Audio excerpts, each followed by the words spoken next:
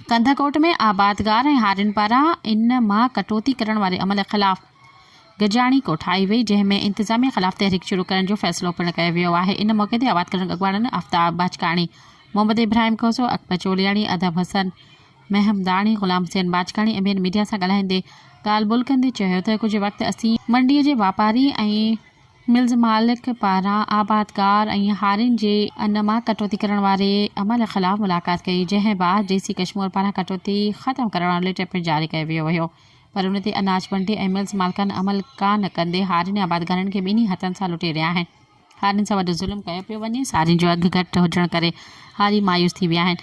DC Kashmir इहो बि चयो हो त जेके सुठी सारी हुजनि उनखे 200 रुपया अघु मथे ॾिनो वञे ऐं उन ते अमल न कयो अथनि। ज़राअत खे ख़तमु करण ऐं में हितां जे वापारियुनि ज़िले इंतिज़ामिया जो वॾो हथु आहे।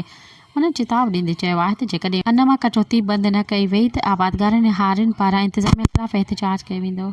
सब्सक्राइब कयो अवामी न्यूज़ HD खे ऐं ताज़ा तरीन ख़बरुनि लाइ ॾिसंदा रहो अवामी न्यूज़ HD।